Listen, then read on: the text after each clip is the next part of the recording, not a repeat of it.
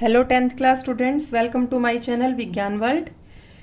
आप सभी ने उम्मीद करती हूँ फर्स्ट चैप्टर आपको अच्छे से समझ आ गया होगा। तो आज आप मेरे साथ साथ अभ्यास के प्रश्न इसके सोल्व कीजिएगा। तो मैं कोशिश करूँगी ज़्यादातर मैं करके दिखाऊँ आपको ताकि अच्छे से समझ आए। तो जो सबसे पहले फर्स्ट क्वेश्चन है ये है आपकी बुक एनसीईआरटी। तो ये है इसके अभ्यास के प्रश्न है सॉरी। तो इसमें सबसे जो पहला प्रश्न है वो देखिए आप। इसमें क्या दिखाया हुआ है कि लेड ऑक्साइड है, वो कार्बन के साथ अभिक्रिया कर रहा है और लेड बन रहा है और CO2 गैस निकल रही है। तो प्रश्न पूछा हुआ है कि नीचे दी गई अभिक्रिया के संबंध में कौन सा कथन असत्य है। गलत पूछा हुआ है, ये आप जरूर पढ़ना। कई बच्चे क्या करते हैं कि थोड़ा सा देख लिया और ये देखने लग जाएंगे कौन सा इनमें से ठीक है, जो अक्सर दिमाग में इमेज बनी होती है कि ठीक वाला पहचानना है। तो ये ध्यान से देखना, आपको असत्य है। इस तरीके की गलतियां नहीं करते हैं, एग्जाम्स में आते हुए भी आप मार्क्स अपने कटवाते हैं। अब देखिए असत्य पूछा हुआ है तो यहाँ पे वैसे समझ लीजिए आप, PbO से Pb का बनना ये कैसी है, एक अपचयन अभिक्रिया, ऑक्सीजन कम हो रही है और इसमें ऑक्सीजन जुड़ रही है C से CO2 का बनना, तो ये उपचयन है। अब दिया हुआ है यहाँ शीशा अपचयित हो रहा है। तो पहली बात तो शीशा तो राइट हैंड साइड है, उत्पाद में है, तो वो रिएक्शन से अपोजिट हो गया, तो ये वैसे ही गलत है। अपचयन किसका हो रहा है, लेड ऑक्साइड का हो रहा है, ना कि लेड का। ठीक है, तो लेड ऑक्साइड अपचयित हो रहा है हमारा, ये D ठीक है। उसके बाद कार्बन का उपचयन हो रहा है, ना कि कार्बन डाइऑक्साइड का, तो कार्बन उपचयित हो रहा है, ये ठीक है। तो C और D ठीक है, तो ऑब्वियसली A और B गलत हो गए, हमारा उत्तर हो गया फर्स्ट। ठीक है स्टूडेंट्स। अब ये आपका सेकंड प्रश्न आ गया। Fe2O3 एल्यूमिनियम के साथ ये आयरन का ऑक्साइड, फेरिक ऑक्साइड बोलते हैं इसे, वो अभिक्रिया करता है तो एल्यूमिनियम ऑक्साइड और आयरन बनता है। तो एक ऐसी अभिक्रिया स्टूडेंट्स, संयोजन, द्विविस्थापन, वियोजन और विस्थापन पूछा हुआ है। संयोजन भी नहीं है, द्विविस्थापन भी नहीं है, ये एक बार ही विस्थापन हो रहा है, तो ये विस्थापन अभिक्रिया है, क्योंकि एल्यूमिनियम ने आयरन को विस्थापित कर दिया और उसके ऑक्सीजन को अपने साथ ले गया। तो ये कैसी अभिक्रिया है, विस्थापन अभिक्रिया है, तो इसका आंसर हो जाएगा D। अब देखिए उसके बाद आता है आपका थर्ड क्वेश्चन। तो तीसरा जो प्रश्न है उसमें क्या पूछा हुआ है, देखिए लोह चूर्ण पर तनु हाइड्रोक्लोरिक अम्ल डालने से क्या होता है। सही उत्तर पर निशान लगाइए, इनमें से आपको एक छांटना है कि कौन सा सही है। तो लोह चूर्ण क्या होता है, लोह चूर्ण होता है आयरन, पता ही आपको। पर तनु हाइड्रोक्लोरिक अम्ल होता है HCl। डालने से क्या होगा, अभिक्रिया बताइए। सही उत्तर देखो, तो जैसे इसके साथ अभिक्रिया होगी एक तरीके से ये विस्थापन होगा, आयरन का तो क्लोरीन बन जाएगा यहाँ FeCl2 फेरस क्लोराइड, और साथ में हाइड्रोजन गैस निकल जाएगी। तो देख लीजिए ये जिसमें है हाइड्रोजन गैस है आयरन क्लोराइड बनता है, क्लोरीन गैस नहीं बन रही है यहाँ पे, तो यहाँ पे फर्स्ट A ठीक हो जाएगा आंसर। उसके बाद फोर्थ प्रश्न है, संतुलित रासायनिक समीकरण क्या है। बच्चों ये मैंने आपको बहुत अच्छे से बताया है, रासायनिक समीकरण को संतुलित करना क्यों आवश्यक है। देखिए संतुलित रासायनिक समीकरण होता है जिसमें लेफ्ट हैंड साइड, जैसे यहाँ लेफ्ट हैंड साइड और राइट हैंड साइड तत्वों की संख्या बराबर हो, वो होता है संतुलित। और किसी समीकरण को संतुलित करना क्यों आवश्यक है, ताकि वो एक अच्छा समीकरण बन जाए, ठीक ठाक बन जाए, जिसमें संख्या बराबर हो। ठीक है, उसको समझना भी आसान हो जाए। तो इस वजह से हम उसको, और आप ये भी कह सकते हैं द्रव्यमान संरक्षण के नियम को बनाए रखने के लिए किसी भी अभिकरण को, हम किसी भी समीकरण को संतुलित करते हैं। उसके बाद आ गया पांचवा प्रश्न। देखिए स्टूडेंट्स, ये प्रश्न उत्तर मैं आपको सोल्व करके भी दे सकती हूँ, लेकिन मैं समझाना ज़्यादा उचित समझती हूँ ताकि आप अपनी लैंग्वेज में कर पाएँ। रट्टे नहीं मारने हैं, साइंस में सबसे पहला रूल बना लीजिए कि रट्टे नहीं मारने हैं। रट्टे मारने भी हैं तो समझ के मारिएगा, क्योंकि कुछ टॉपिक्स ऐसे होते हैं, जैसे बायो आती है या थोड़ी बहुत कुछ अभिक्रियाएं होती हैं, उनमें आपको थोड़ा थोड़ा क्रैम भी करना पड़ता है, पर समझ के कीजिएगा, समझना बहुत ज़रूरी है, उसके बिना आपको साइंस नहीं आएगी अच्छे से। तो इसलिए अपनी लैंग्वेज में बना के लिखिएगा, वो ज़्यादा स्कोरिंग होता है। तो फिफ्थ प्रश्न पे आइए। निम्न कथनों को रासायनिक समीकरण के रूप में परिवर्तित कर उन्हें संतुलित कीजिए। तो ये आपको पूरे पूरे कथन दे रखे हैं, पूरे पूरे सेंटेंस दे दिए, लाइनें बना दी।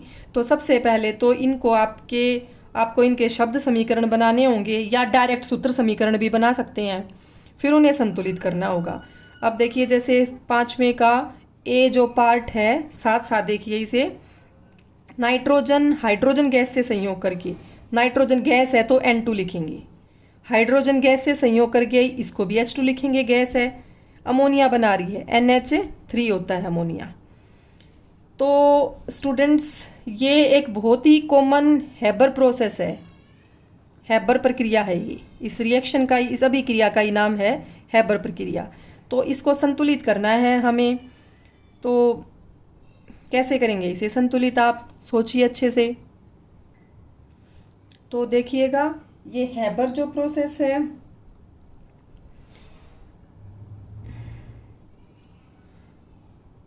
तो सबसे पहले आप या तो हाइड्रोजन को कर लीजिए, नाइट्रोजन को कर लीजिए, बहुत छोटी और साधारण सी अभिक्रिया है तो ये सिंपल सी हो जाएगी।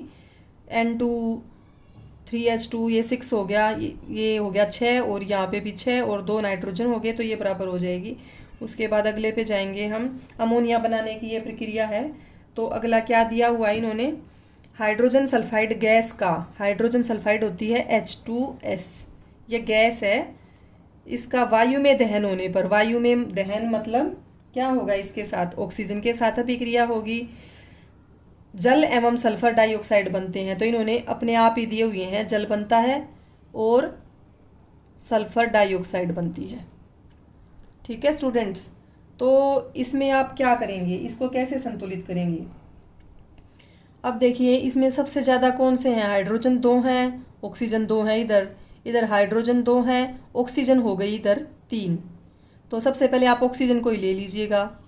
अब इधर 3 हैं ऑक्सीजन, इधर 2 हैं, तो 3 तो हम कर नहीं सकते, 2 से 3, ठीक है। एक कैसे लगाएंगे, तो क्या करेंगे हम इसका, ठीक है, अगर इसको 2 कर लेते हैं हम, यहाँ आगे 2 लगा देते हैं तो ये हो जाएंगे 4, ठीक है।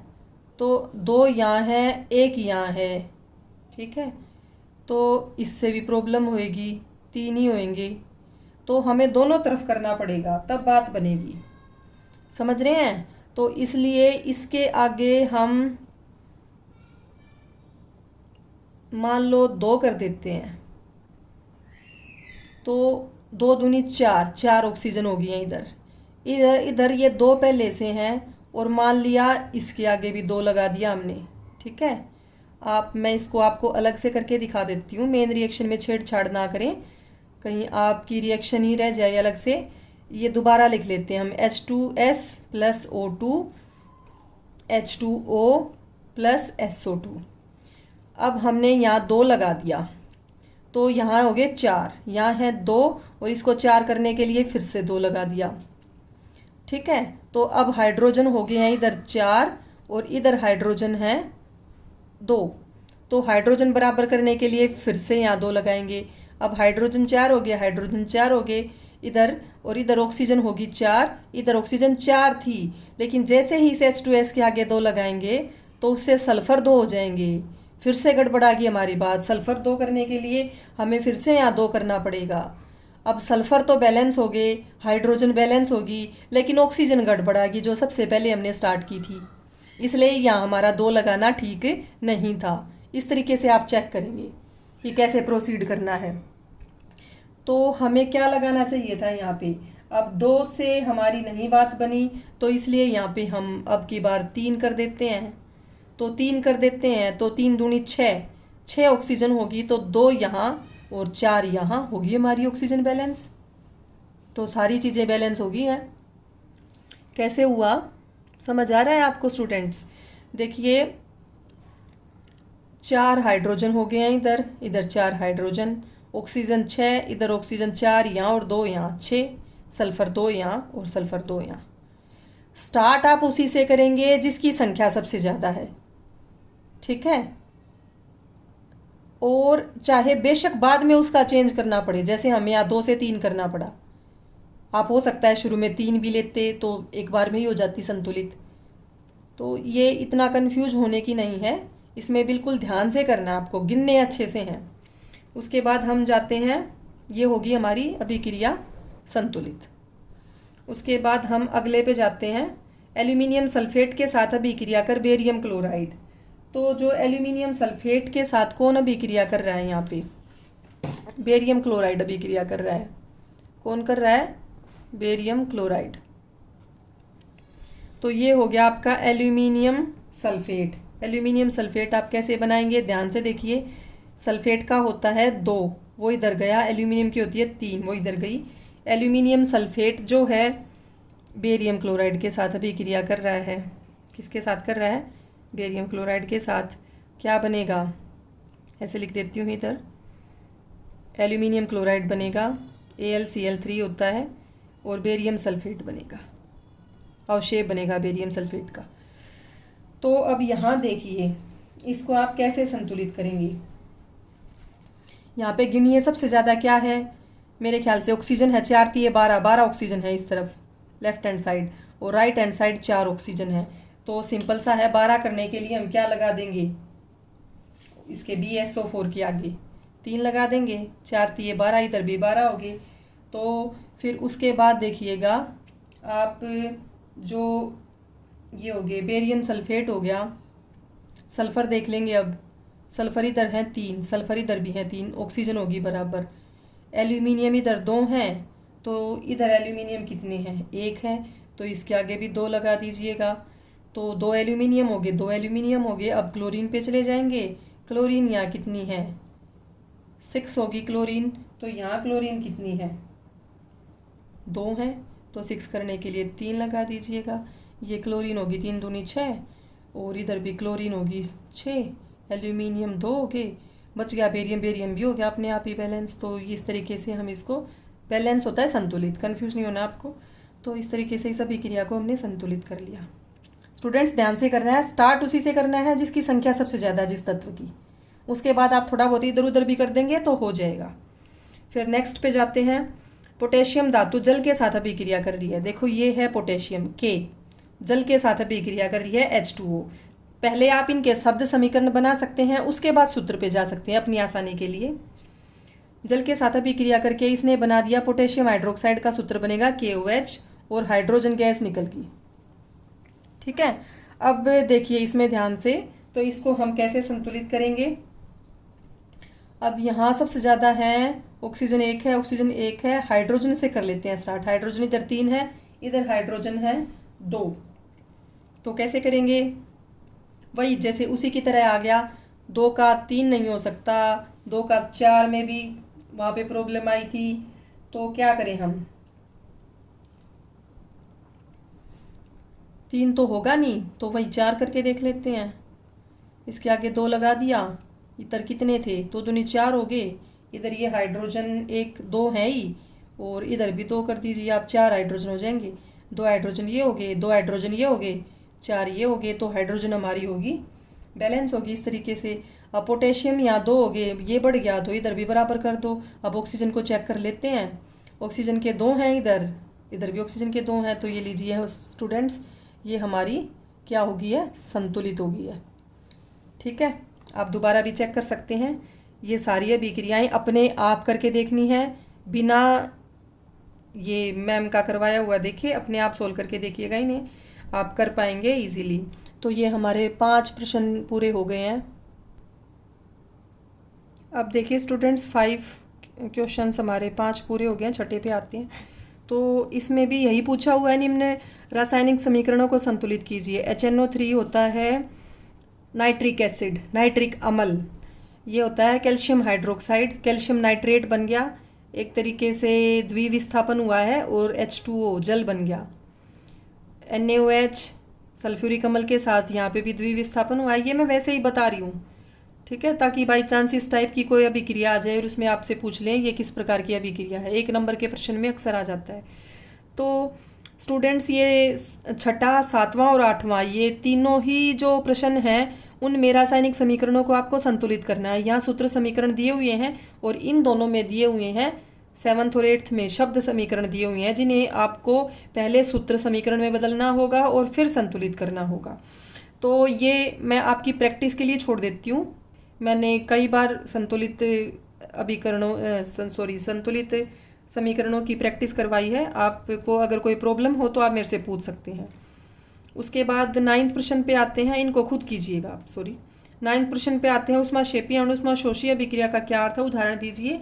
ये भी मैं आपको अपने चैप्टर फर्स्ट के 3rd वीडियो में, 3rd लेक्चर में अच्छे से समझा चुकी हूँ। ऊष्माक्षेपीय और ऊष्माशोषी अभिक्रिया क्या होती हैं। ऊष्माक्षेपी जिनमें ऊर्जा निकलती है, ऊष्माशोषी जो अभिक्रिया ऊर्जा को अवशोषित करती हैं। अक्सर संयोजन अभिक्रियाएं ऊष्माक्षेपी होती हैं और वियोजन होती हैं ऊष्माशोषी। किसी भी चीज़ को तोड़ने के लिए ऊर्जा चाहिएगी और किसी भी चीज़ को जोड़ने के लिए ऊर्जा देनी पड़ेगी। तो इस तरीके से इनका ध्यान रखना है आपको। जोड़ने के लिए ऊर्जा, जोड़ने के बाद ऊर्जा निकलेगी, सॉरी मैं उल्टा बोल गई हूँ। और ऊष्माशोषी होती हैं जिनमें ऊर्जा अवशोषित हो। उसके बाद आता है श्वसन को ऊष्माक्षेपीय अभिक्रिया क्यों कहते हैं। ये भी मैंने आपको बताया था कि श्वसन में, उसी लेक्चर में बताया था 3rd में ही, चैप्टर फर्स्ट 3rd वीडियो। तो श्वसन को ऊष्माक्षेपीय अभिक्रिया इसलिए बोलते हैं क्योंकि इसमें भी काफ़ी मात्रा में ऊर्जा निकलती है जो हमारे दैनिक जीवन के कार्यों के लिए अत्यंत उपयोगी है। फिर 11वें प्रश्न पे चलते हैं। वियोजन अभिक्रिया को संयोजन अभिक्रिया के विपरीत क्यों कहा जाता है, इन अभिक्रियाओं के लिए समीकरण लिखिए। देखिए, संयोजन वियोजन के समीकरण हम कर चुके हैं, इस टॉपिक को अच्छे से समझ चुके हैं, कुछ अलग नहीं है इस प्रश्न में। तो इनको विपरीत कहा जाता है क्योंकि वियोजन में होता है एक अभिकारक से टूट के कई उत्पाद बने, संयोजन में होता है कई अभिकारकों से एक उत्पाद बने। संयोजन जुड़ना, वियोजन टूटना, नाम से ही लग रहा है ये दोनों एक दूसरे के विपरीत हैं। तो इसलिए इन अभिक्रियाओं को क्या कहा जाता है, एक दूसरे के विपरीत कहा जाता है। आप सिंपल सा उदाहरण ले लीजिए कि जो जल है, जल बनेगा, जल की जो फॉर्मेशन है वो आप उसमें डाल सकते हैं। मान लीजिए आप ये ले लीजिए, सिंपल सी है, जल की फॉर्मेशन, ये तो होगी संयोजन अभिक्रिया। अगर इसको आप उल्टी दिखा देंगे तो वो वियोजन अभिक्रिया होगी। हमने किया ही था, विद्युत से जल का अपघटन होता है। तो एक दूसरे के विपरीत हैं दोनों अभिक्रियाएं। तो ये हमारे 11 प्रश्न पूरे हो गए हैं। अब देखिए स्टूडेंट्स, हम 12th प्रश्न पे आ गए हैं। उन वियोजन अभिक्रियाओं के एक एक समीकरण लिखिए जिनमें ऊष्मा, प्रकाश एवं विद्युत के रूप में ऊर्जा प्रदान की जाती है। ये भी मैंने आपको तीसरे लेक्चर में करवाया, चैप्टर फर्स्ट। 3 प्रकार की वियोजन अभिक्रियाएं होती है, ऊष्मा से वियोजन हो, प्रकाश से हो या विद्युत से हो। वहाँ मैंने अच्छे से समीकरण करवाए हैं, आप उसको दोबारा देख सकते हैं। फिर है विस्थापन एवं द्विविस्थापन अभिक्रियाओं में क्या अंतर है, ये भी हम अच्छे से कर चुके हैं। सिंपल प्रश्न है इसलिए मैं इनको थोड़ा फटाफट करवा रही हूँ, जो कि हम और अच्छे से डिस्कस कर चुके हैं चैप्टर की पिछली वीडियोज़ में। अब 14वें प्रश्न पे आइएगा। सिल्वर के शोधन में सिल्वर नाइट्रेट के विलयन से सिल्वर प्राप्त करने के लिए कॉपर धातु द्वारा विस्थापन किया जाता है। इस प्रक्रिया के लिए एक अभिक्रिया लिखिए। इन्होंने अभिक्रिया पूछी हुई है स्टूडेंट। सिल्वर के शोधन में, शोधन क्या होता है कि हम उसको निकाल रहे हैं, उसी धातु को उनके काफ़ी सारी धातुओं के मिक्सचर से या अशुद्धियों के मिक्सचर से उसको अलग से निकाल रहे हैं। तो सिल्वर के शोधन में हमें सिल्वर चाहिए है, सिल्वर नाइट्रेट का विलयन था। तो स्टूडेंट, सिल्वर नाइट्रेट होता है, क्या होता है सिल्वर Ag, और नाइट्रेट क्या होता है, नाइट्रेट आपका क्या होता है, नाइट्रेट Na3, सॉरी ये NO3 होता है। तो सिल्वर नाइट्रेट से आपको क्या चाहिए, सिल्वर चाहिए है, ये इन्होंने पूछा हुआ है। और क्या कह रहे हैं, ये कॉपर धातु द्वारा विस्थापन करवाना है AgNO3 की। आप कॉपर के साथ अभिक्रिया करवा दीजिए तो क्या बन जाएगा, कॉपर सिल्वर से ज़्यादा स्ट्रोंग है, ज़्यादा क्रियाशील है, तो ये इसके नाइट्रेट को अपने साथ ले जाएगा। कॉपर की होती है 2 संयोजकता, ऐसे बन जाएगा सूत्र, और सिल्वर अकेली रह जाएगा। तो ये हो गया आपका सिल्वर का शोधन। अब सिल्वर का शोधन हो गया ये, तो उसके लिए ये अभिक्रिया होगी, आप इसको लिख देना, ठीक है। अब आप इसको चाहो तो बैलेंस कर सकते हो और बैलेंस हो जाएगा, ये बैलेंस, ये बैलेंस हो जाएगा। ऐसे 2 लगा दो, इधर भी 2 लगा दो, बैलेंस हो जाएगा, ठीक है। उसके बाद हम चलते हैं 15वें प्रश्न पे, अवक्षेपण अभिक्रिया वाला। ये भी हमारा हो चुका है अच्छे से। इसे पिछले वीडियो में ही किया था। ऑक्सीजन की योग या हवास के आधार पर निम्न पदों की उदाहरण देने हैं और परिभाषा देनी है दोनों की, तो आप आराम से कर सकते हैं इसे भी। फिर 70वां है, एक भूरे रंग का चमकदार तत्व है कोई एक्स है। आप जितनी भी स्टेटमेंट या प्रश्न को पढ़ते हैं ना तो उतना लिखते चले जाइए ताकि आपको समझ आ जाए, कोई कन्फ्यूज़न ही ना रहे। तो एक्स कोई भूरे रंग का है चमकदार तत्व, एक्स है। वायु की उपस्थिति में उसको गर्म कर दिया। किसकी उपस्थिति में गर्म कर दिया? वायु की उपस्थिति में उसको गर्म कर दिया। तो क्या कह रहे हैं ये, उसके बाद काले रंग का हो जाएगा। वो भूरे रंग का था, चमकीला था, और कैसे रंग का हो गया? काला हो गया। कैसा था ये? भूरे रंग का था। तो अब ये पूछ रहे हैं कि ये एक्स क्या है और उसके काले रंग का यौगिक क्या है। तो स्टूडेंट्स, ये हमने जो उपचयन अपचयन करवाया है मैंने, तो उसमें भी हमने ये काफ़ी उदाहरण लिया था, उसी उदाहरण के बारे में पूछ रहे हैं, क्योंकि अभ्यास में अक्सर वही प्रश्न होते हैं जो आपके उस चैप्टर में दिए गए हों, उदाहरण जो एक्सप्लेन हो चुके हों। तो यहाँ पे बात करते हैं हम कि जो ये भूरे रंग का पदार्थ है ये है कॉपर क्योंकि यही होता है इस तरीके का चमकदार, और इसने अभिक्रिया करके जो ऑक्साइड है, कॉपर का ऑक्साइड ही होता है काले रंग का, तो कॉपर का ऑक्साइड बना है यहाँ पे वायु में ऑक्सीजन के साथ अभिक्रिया करके। तो एक्स हो गया कॉपर और उसका ऑक्साइड हो गया कॉपर ऑक्साइड CuO। उसके बाद हमारा नेक्स्ट प्रश्न आता है, 18वां, लोहे की वस्तुओं को हम पेंट क्यों करते हैं? किस लिए करते हैं? संक्षारण से बचाने के लिए। तेल एवं वसायुक्त खाद्य पदार्थों को नाइट्रोजन से प्रभावित क्यों किया जाता है? उनको विकृत गंधिता से बचाने के लिए, क्योंकि जो ऑक्सीजन है, अगर ऑक्सीजन होगी वहाँ पे तो वो उसके साथ अभिक्रिया करके अपना ऑक्साइड बना लेंगे। कौन? तेल और वसायुक्त खाद्य पदार्थ, और वो उनसे गंदी स्मेल आने लगेगी जिसे विकृत गंधिता बोलते हैं, उससे बचाने के लिए करते हैं। फिर 20वां प्रश्न है कि इनका वर्णन कीजिए और इनकी एक एक उदाहरण दीजिए, जो आप आराम से कर लेंगे, काफ़ी इजी है। कोई भी जंग का उदाहरण दीजिए या फिर इसमें से आप किसी भी वसायुक्त पदार्थ का उदाहरण कह सकते हैं। तो ये थी हमारी एक्सरसाइज अभ्यास के प्रश्न, 20 प्रश्न थे अब अभ्यास के, ये हमारे कंप्लीट हो गए हैं। तो हमारा चैप्टर फर्स्ट स्टूडेंट्स कंप्लीट हो गया है।